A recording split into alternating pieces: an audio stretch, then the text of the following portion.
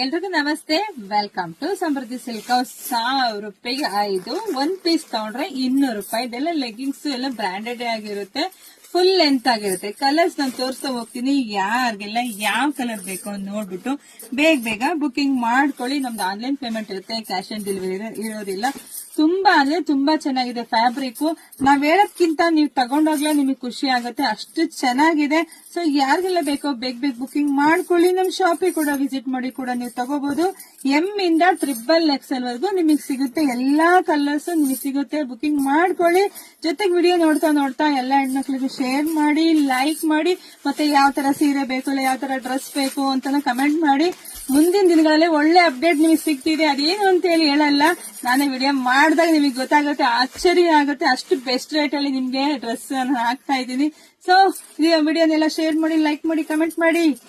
Thank you.